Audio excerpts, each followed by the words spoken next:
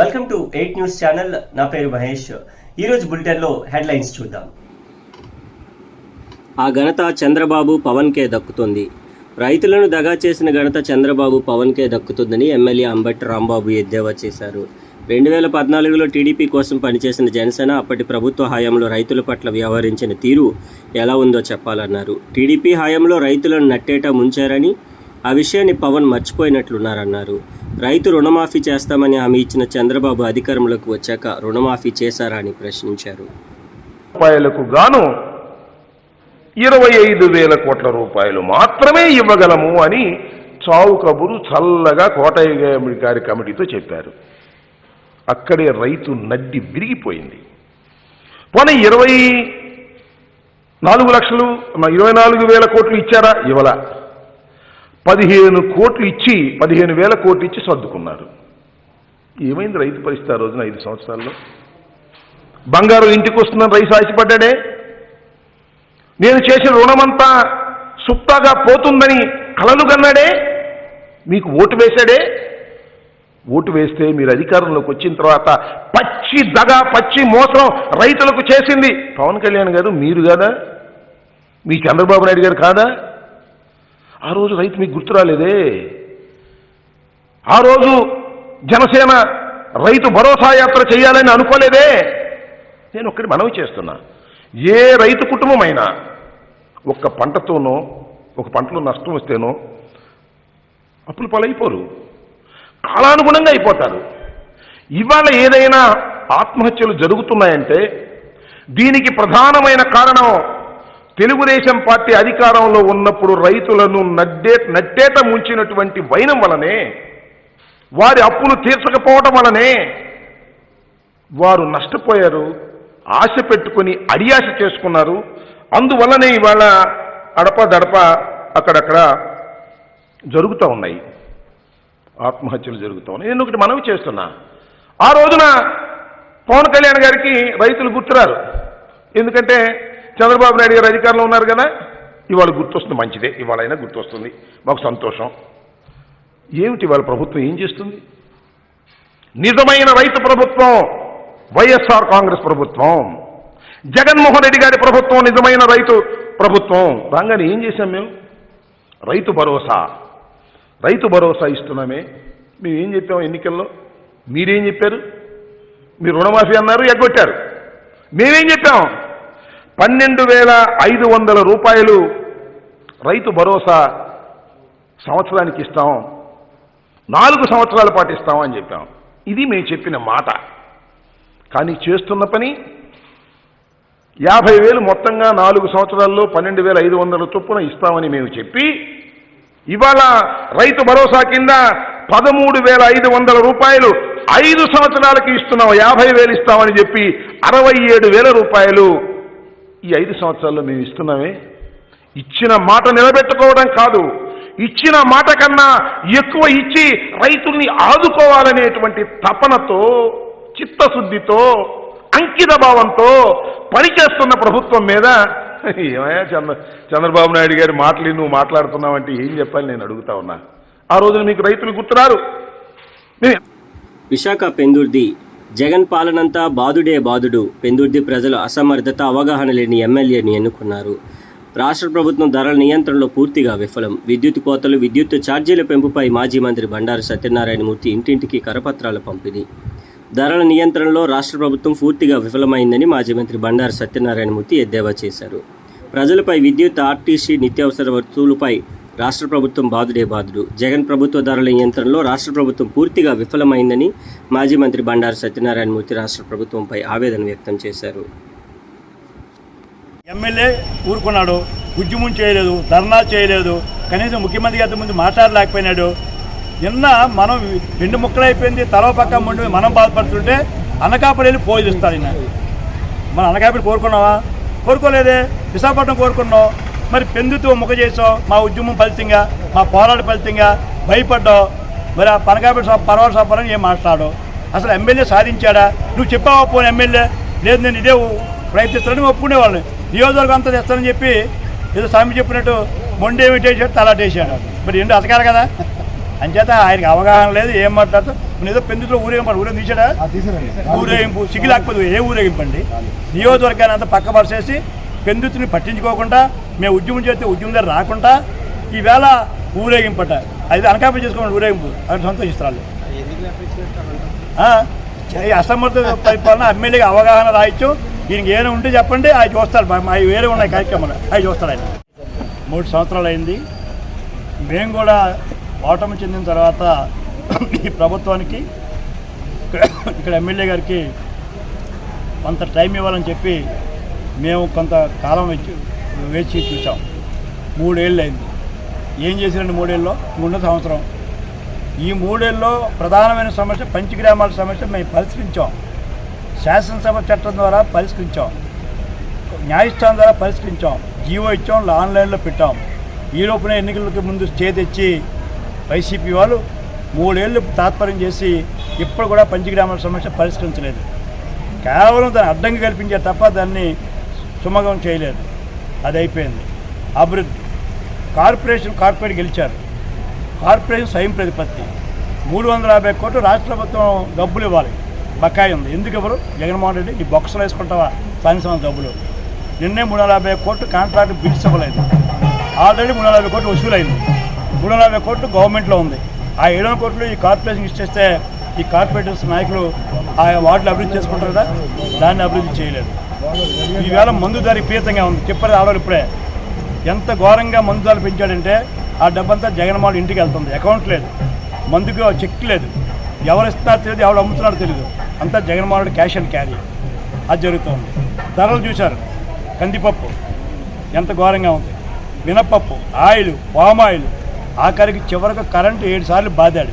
ఇదే జగన్మోహన్ రెడ్డి బాదులేని మా మీద ఉంచాడు. ఇప్పుడు బాదు కాదు, భూలాగా పాతేస్తున్నాడు జగన్మోహన్ రెడ్డి పేదవాళ్ళు బ్రతికే పరిస్థితులు లేరు. సంవత్సరం అయిపోయింది, ఒక ఆవిడ మనిషికి పెన్షన్ ఈ వేటకి ఇవ్వలేదు. అన్నా క్యాంటీన్ బ్రహ్మాండం భోజనం పెట్టావు. వేపకొండ జంక్షన్లో పేదవాళ్ళకి అన్నం పెట్టేవాళ్ళని, అన్నా క్యాంటీన్ లేవండి. మేము ఇచ్చిన టిట్కో హౌసెస్ కట్టి 3 ఏళ్ళు పూర్తయింది, ఈ వేటకి హ్యాండ్ ఓవర్ చేయలేదు. మీ ఇళ్ల స్థలాలకి BLCS అని చెప్పి 2,50,000 రూపాయలతో మీరు నాతో ఓపెన్ చేశారు, చాలా మటుకు చూశారు. ఆ ఇల్లు ఇవాళ స్కీమ్ లేదు. మాట్లాడితే ఎక్కడో పట్టాలు ఇస్తాను, కొండ మీద ఇస్తాను, సెంట్ ఇస్తాను, అమ్ముకోమని చెప్తున్నాడు. అంచేత 3 ఏళ్ళు డ్రైనేజ్ లేవు, కాలువలు లేవు, రోడ్లు లేవు, మేము ఇచ్చిన పార్కులు లేవు, స్కీములు లేవు, రేషన్ కార్డులు లేవు, ఇల్లు లేవు. మరి ఏమి ఇచ్చారంటే బటన్ నొక్కుతున్నాను అంటాడు. 8,25,000 రూపాయలు అప్పు చేశాడు. 5 ఏళ్ళలో స్వాతంత్రం వచ్చి మంట వరకు 60 ఏళ్ళలో 2,30,000 అప్పు చేస్తే ఈ 3 ఏళ్ళలో 7 లక్షలు అప్పు చేశాడు. కేంద్ర ప్రభుత్వం ముట్టిగా వేస్తే నేను హైదరాబాద్గా పరిగెట్టి మోడీ కాలు పట్టుకుంటున్నాడు. ఎంచేత ఈ చేసిన తప్పులన్నీ మోడీ ఎక్కడ బిగిస్తాడో, ఆర్థిక ఎమర్జెన్సీ వస్తున్న భయంతో నేను పరిగెట్టాడు ఫ్లైట్ వేసుకొని. అంచేత ఈ అస్తవ్యస్త ప్రభుత్వాన్ని తెలుసుకోవాలని ఈవేళ నుంచి మళ్ళీ పర్యటన ప్రారంభం 3 ఏళ్ళ తర్వాత ఇక్కడ నాతవరం ఘనంగా బీజేపీ ఆవిర్భావ దినోత్సవం. మండల కేంద్రమైన నాతవరంలో బీజేపీ ఆవిర్భావ దినోత్సవాన్ని బుధవారం ఘనంగా నిర్వహించారు. ఈ సందర్భంగా పార్టీ జెండాను ఆవిష్కరించి అందరికీ మిఠాయిలు పంపిణీ చేశారు. అనంతరం PHCలో రోగులకు పాలు, పండ్లు పంపిణీ చేశారు. ఈ కార్యక్రమాన్ని ఆధ్వర్యంలో వహించిన బీజేపీ మండల అధ్యక్షుడు లాలం వెంకటరమణారావు మాట్లాడుతూ, బీజేపీ అధికారంలోకి వచ్చిన తర్వాత ప్రపంచ దేశాల్లో భారతదేశానికి మంచి గుర్తింపు వచ్చిందన్నారు. శ్యామచంద్ర ముఖర్జీ గారు జనసంఘ్ పార్టీని స్థాపించి 1980 సంవత్సరంలో భారతీయ జనతా పార్టీగా రూపాంతరం చెందింది. మరి వీరిద్దరూ కలయికతో ఎన్నో కార్యక్రమాలు చేస్తూ దేశంలో భారతీయ జనతా పార్టీని ఉనికిని చాటేలా అతి తక్కువ సీట్లతో ఉన్న ఈ భారతీయ జనతా పార్టీని పెద్దలు ఎల్కే అద్వానీ గారు, వాజ్పేయి గారు ఎంత శ్రమించి కష్టపడి కార్యకర్తల్లో ఉత్తేజం నింపి భారతీయ జనతా పార్టీ సిద్ధాంతాలను ప్రజల్లోకి తీసుకెళ్ళి ఈరోజు దేశంలోనూ 2 సార్లు నరేంద్ర మోదీ గారి నాయకత్వంలో భారత ప్రధానిగా అనేక కార్యక్రమాలు చేపట్టారు. ప్రపంచంలో విశ్వగురువుగా ఈరోజు నరేంద్ర మోదీ గారు గుర్తించబడ్డారు. కొన్ని లౌకిక ఊహన రాజకీయ పార్టీలు భారతదేశాన్ని విచ్ఛిన్నం చేయడం గురించి, కొన్ని సంఘ వ్యతిరేక శక్తులతో కలిపి దేశాన్ని విచ్ఛిన్నం చేయడానికి ప్రయత్నిస్తున్నారు. ఇలాంటి సమయంలో మోదీ గారు దాన్ని అరికట్టి అవినీతి లేని పాలన, ఉగ్రవాది లేని పాలన చేసి ఈరోజు ప్రపంచంలోనే ఒక గొప్ప గుర్తింపు పొందిన వ్యక్తిగా ఈరోజు కీర్తించబడ్డారు. పెందుర్తి నియోజకవర్గంలో 4 రోడ్ల కూడలిలో శోభయాత్రగా భారతీయ జనతా పార్టీ నాయకులు కార్యకర్తలు బయలుదేరి వెళ్లి మరియు జెండా వందనం చేయడం జరిగింది. Bharatiya Janata party foundation day సందర్భంగా అనకాపల్లి జిల్లా ఇన్ఛార్జి ప్రకాష్ రెడ్డి గారు ముఖ్య అతిథిగా హాజరయ్యారు. గొర్లెరాం నాయుడు గారి ఆధ్వర్యంలో జరిగింది. నాదెళ్ల జ్యోతి గారు, మండల అధ్యక్షులు వెంకట సన్యాసిరావు గారు, జయరాజు గారు, శంకర్రావు గారు, బాలసుబ్రహ్మణ్యం గారు, జిల్లా శ్రీనివాసరావు గారు మరియు నరసింహరావు గారు, రెడ్డి రామనాయుడు గారు మరియు కార్యకర్తలు పాల్గొనడం జరిగింది. నియోజకవర్గ హెడ్ క్వార్టర్లో జరుపుకోవడం జరుగుతుంది. చాలా హఠాసంగా జరుపుకుంటాము. కార్యకర్తలు అందరూ ఎంత ఉత్సాహంగా పాల్గొన్నారు. ఈ రోజు ఎంత ఉత్సాహంగా ఎంత ఆనందంగా పాల్గొన్న ఆనందం ఈనాటిది కాదు. దీనికి 1952లోనే బీజం పడింది శ్యాంప్రకాష్ ముఖర్జీ గారి ఆధ్వర్యంలో. ఆ రోజు జనతాదళం క్రమేపీ 1980 మన అటల్ బిహారీ వాజ్పేయి గారు మొదట జాతీయ అధ్యక్షులుగా 1980 ఏప్రిల్ 6వ తారీఖున ఇదే రోజున ప్రారంభించడం జరిగింది. అది దినదినాభివృద్ధిగా ఈ రోజు భారతదేశంలోనే మునిపెన్నడు స్వతంత్రం వచ్చిన తర్వాత ఏ కాంగ్రెస్ ప్రభుత్వం కూడా ఏర్పాటు చేయలేని వారికి అత్యధిక మెజార్టీతో ప్రభుత్వాన్ని ఏర్పాటు చేసిందంటే భారతీయ జనతా పార్టీ యొక్క నాయకులకు చిత్తశుద్ధి, ప్రజలకి భారతీయ జనతా పార్టీ మీద ఉన్నటువంటి నమ్మకమే ప్రతీక.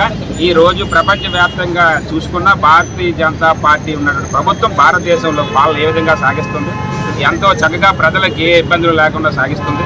దీన్ని మేము చెప్పుకోవడానికి చాలా ఆ పార్టీలో సభ్యులు అయినందుకు, కార్యకర్తలు అయినందుకు మేము ఎంతో ఆనందపడుతున్నాం. ఇదే వరవడిని రానున్న తరాలకు కూడా అందిస్తామని సభాముఖంగా మేము తెలియజేస్తున్నాం. ఇంతటితో సెలవు. జై హింద్. భారతీయ జనతా పార్టీ ఆవిర్భావ దినోత్సవ శుభాకాంక్షలందరికీ కూడా భారతీయ జనతా పార్టీ 1980 ఏప్రిల్ 6వ తారీఖు ప్రారంభించి ఈ రోజుకి 42 సంవత్సరాలు పూర్తవుతున్న సందర్భంగా దేశం మొత్తం మీద ప్రతి వాడలో కూడా భారతీయ జనతా పార్టీ కార్యకర్తలు ఈ సంబరాలు జరుపుకోవడం జరుగుతుంది. ఇందులో ముఖ్యమైన భాగం ఏంటంటే భారతీయ జనతా పార్టీ దేశంలో భారతీయ జనతా పార్టీ ఉంది అంటే కార్యకర్తల ఆధారంగా పనిచేస్తున్న పార్టీ ఏదైనా ఉంది అంటే భారతీయ జనతా పార్టీ. అటువంటి పార్టీలో మనం అందరం కలిసి పనిచేస్తున్నాం. 80లో ఎప్పుడైతే మనం భారతీయ జనతా పార్టీ ప్రారంభం జరిగిందో ఆ రోజు విజయరాజ్ సింధియా, అటల్ బిహారీ వాజ్పేయి, ఖుష్బూ ఠాకరే, అదేవిధంగా లాల్ కృష్ణ అద్వానీ, ఇంకా అనేక మంది మహానుభావులు, బంగారు లక్ష్మణ్, ఈ విధంగా అనేక మంది నాయకులు ఈ దేశం కోసం భారతీయ జనతా పార్టీ ప్రారంభించడం జరిగింది. ఆ రోజు నుండి ఈ రోజు వరకు ఏదో భారతీయ జనతా పార్టీ అధికారం కోసం కాకుండా ఈ దేశంలో సేవ చేయడం కోసమే కట్టబడిన పార్టీ. దానికోసమే ఎదురు చూస్తున్న ఎప్పటి నుండో ఏదైనా విషయం ఉంది అంటే 51లో భారతీయ జనతా ప్రారంభించిన దగ్గర నుండి అనేక సంస్కరణలు తీసుకురావాలి. భారతదేశంలో 370 ఆర్టికల్ని రద్దు చేయాలి. రామోత్సవం కూడా ఉండాలి. అయోధ్యలో రామ మందిరం నిర్మాణం చేయాలి. అటువంటి ఆశయాలతో స్థాపించబడిన పార్టీ అప్పటి నుండి ఇప్పటి వరకు ఏదో గుర్తి కోసం ఆరాటపడకుండా ఒక సిద్ధాంతం కోసం పనిచేస్తున్న పార్టీ భారతీయ జనతా పార్టీ. అదేవిధంగా భారతీయ జనతా పార్టీలో పనిచేస్తున్న కార్యకర్తలకు మాత్రమే అవకాశం వస్తుందని ఉదాహరణ అటల్ బిహారీ వాజ్పేయి గారు సామాన్యంగా పనిచేస్తున్న కార్యకర్త ప్రధానమంత్రి అయ్యారు. అదేవిధంగా నరేంద్ర మోడీ గారు ఒక చిన్న కుటుంబం నుండి వచ్చి ఈరోజు భారత ప్రధాని అయ్యారు. అనేక రాష్ట్రాల్లో పాలన కొనసాగిస్తున్న భారతీయ జనతా పార్టీలో ముఖ్యమంత్రులు కానీ, శాసనసభ్యులు కానీ, పార్లమెంట్ సభ్యులు కానీ, మంత్రులు కానీ సామాన్య కుటుంబం నుండి కుటుంబ వారసత్వం లేకుండా భారతీయ జనతా పార్టీ పనిచేసిన ప్రతి కార్యకర్త ఈరోజు మంత్రులుగా, ఎమ్మెల్యేలుగా, ముఖ్యమంత్రులుగా అనేక వివిధ బాధ్యతలు నిర్వర్తిస్తూ ఈ దేశం సేవ కోసం పనిచేస్తున్న నాయకులు అనేక మంది ఉన్నారు. రాబోయే కాలంలో ఆంధ్రప్రదేశ్లో కూడా ఈ దుష్ట పాలన నుండి, ఈ కుటుంబ పాలన నుండి పారదోలడం కోసం భారతీయ జనతా పార్టీ ఈరోజు సంకల్పం తీసుకొని ఒక నిర్ణయాత్మక భాగంగా భారతీయ జనతా పార్టీ ముందుకు వెళ్ళడం జరుగుతుంది. రాబోయే కాలంలో భారతీయ జనతా పార్టీ రాష్ట్రంలో కూడా అధికారంలో రావడం సత్యం. ఎందుకంటే డబుల్ ఇంజన్ అనే కార్యక్రమాన్ని దేశవ్యాప్తంగా చేపడుతున్న కార్యక్రమంలో నరేంద్ర మోడీ గారి కేంద్ర ప్రభుత్వంలో రాష్ట్రంలో కూడా భారతీయ జనతా పార్టీ ఉన్నట్టయితే అనేక అభివృద్ధి సంక్షేమ కార్యక్రమాలు రాష్ట్రంలో కూడా జరుగుతాయి. కాబట్టి ఆ విధంగా భారతీయ జనతా పార్టీ కార్యకర్తలు ప్రజలను చైతన్యం చేసి భారతీయ జనతా పార్టీని ముందుకు తీసుకెళ్తాం. ఆ విధంగా రామనాయుడు గారు, ఇక్కడ అనేక మంది నాయకులు వీళ్ళందరూ సరుకు రవాణాలో Waltair railway division record. Waltair railway division సరుకు రవాణాలో అత్యధికంగా 66.88 మిలియన్ టన్నుల రికార్డు సాధించిందని వాల్తేరు డిఆర్ఎం అనూప్ కుమార్ సత్పతి పేర్కొన్నారు. ఈ మేరకు రైల్వే న్యూ కాలనీ కోడ్ల వద్దనున్న రైల్వే క్లబ్లో బుధవారం ఏర్పాటు చేసిన మీడియా సమావేశంలో ఆయన మాట్లాడారు. గతంలో ఉన్న రికార్డులు బద్దలు కొట్టి ఈ కరెంట్ ఇయర్లో అభివృద్ధి సాధించడం జరిగిందన్నారు.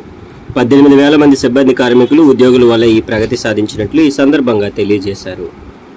Of the major loading divisions of Indian Railways are like Bilaspur or Khurda or Dhanbad, who have coal mines, big coal mines, and the attention of the entire government of India and railway board is on coal loading because of powerhouses. So वहाँ loading ज़्यादा होना easy है relatively because they get wagons, they get all the support, they get engines, and they get a lot of concessions also.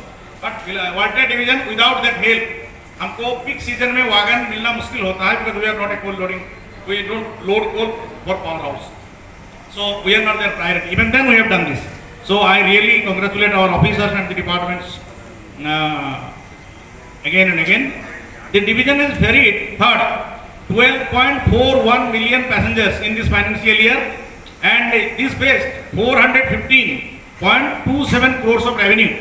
Passenger earning हमारा 198% more है in this financial year as compared to the 139.30 crore जो हमारा target था financial year में.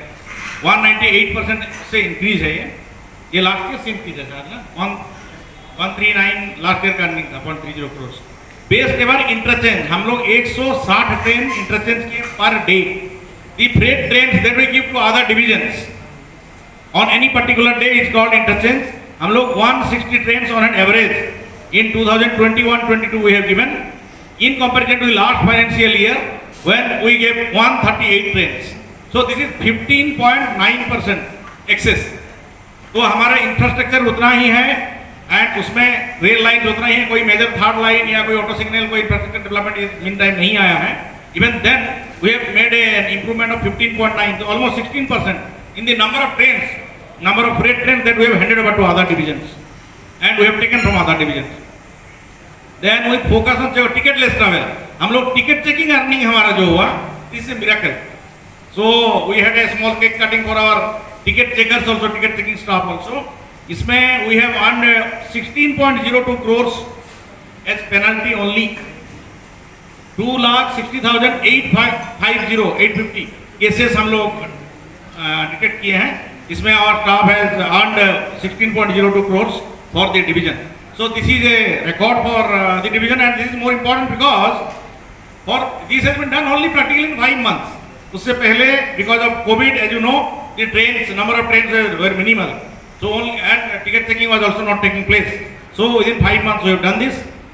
हमारे division से scrap sale हुआ है 113.42 crores रेवेन्यू आया है from selling the scrap which is highest in Indian railways. तो इतना बड़ा स्क्रैप सेल फिगर नहीं हुआ है कभी वाल्टर डिवीजन के इतिहास में एंड इस साल किसी और डिवीजन ने इतना स्क्रैप सेल से अर्निंग नहीं किया. పార్వతీపురం మన్యం జిల్లా కురుపా మండల శివన్నపేటలో తేనెటీగల దాడి, 8 మందికి గాయాలు, ఒకరి పరిస్థితి విషమం. పార్వతీపురం ఏరియా ఆసుపత్రిలో చికిత్స. విశాఖ చెత్త పన్నును రద్దు చేయాలి. విశాఖ మహానగరంలో చెత్త పన్నును రద్దు చేయాలని పౌర సంఘాల ఐక్యవేదిక ఆధ్వర్యంలో ప్రజలు నిరసన వ్యక్తం చేశారు. నిరసన కార్యక్రమంలో భాగంగా చెత్త పన్ను కట్టవద్దు అంటూ నినాదాలు చేశారు. ఈ సందర్భంగా వామపక్షాలకు చెందిన పలువురు నేతలు మాట్లాడుతూ పేద కుటుంబాల వారు చెత్త పన్నును ఎలా చెల్లించగలరని ప్రశ్నించారు. కరోనా నేపథ్యంలో సామాన్య మధ్యతరగతి వర్గాల వారు ఆర్థిక ఇబ్బందులతో సతమతమవుతున్నారని ఆవేదన వ్యక్తం చేశారు.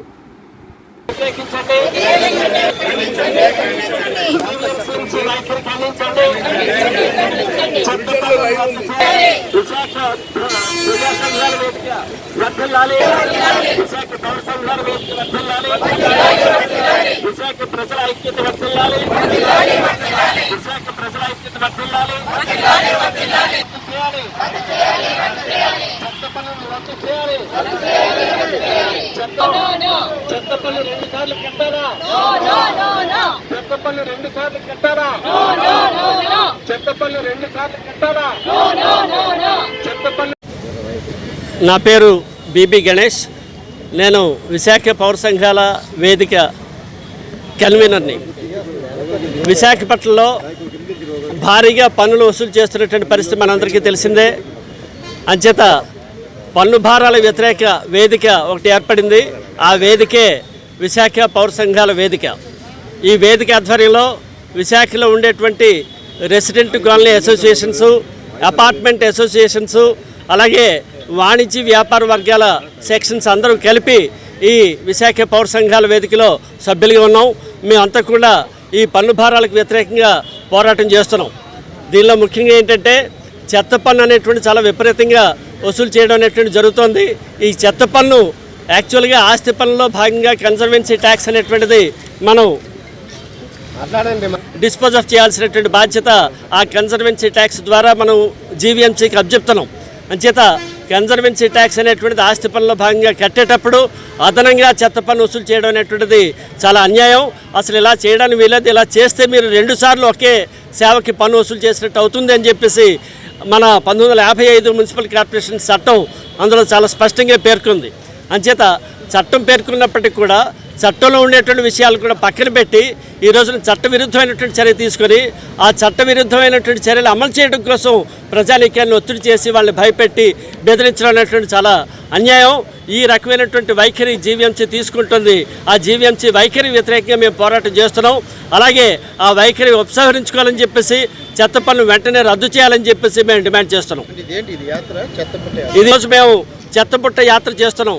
ఇక్కడి నుంచి జీవీఎంసీ కమిషనర్ ఆఫీస్ వరకు వెళ్ళి అక్కడ కమిషనర్ గారిని కలిసి మా తాలూకా ఆవేదన వ్యక్తం చేస్తాం. ప్రజానీకం తరఫున వాళ్ళ యొక్క బాధలను ఆయనకి తెలియజేసి ఓ మెమరాండం ఇచ్చి ఖచ్చితంగా ఈ చెత్త పన్ను రద్దు చేయాలని చెప్పి మేము డిమాండ్ చేయబోతున్నాం. ఈ పోరాటం అనేటువంటిది సంఘటితంగా అనేక సంఘాలు, వ్యాపార వర్గాలు అన్నీ కలిపి చేస్తున్నటువంటి పెద్ద పోరాటం ఇది. ఈ పోరాటాన్ని న్యాయస్థానంలో కూడా దీన్ని ఛాలెంజ్ చేసేటువంటి పద్ధతుల్లోనే మేము పోరాటం కొనసాగిస్తున్నాం. ఎందుకంటే చాలా చట్టవిరుద్ధమైనటువంటి చర్యలు తీసుకున్నారు కాబట్టి న్యాయస్థానంలో దీని మీద కేసు వేసి ఆ కేసులో కూడా మన జీవీఎంసీ తాలూకా వైఖరిని ఎండగట్టి దీని మీద ప్రజానీకం తరఫున విజయం సాధిస్తామని చెప్పేసి మీ అందరికీ తెలియజేస్తున్నాను.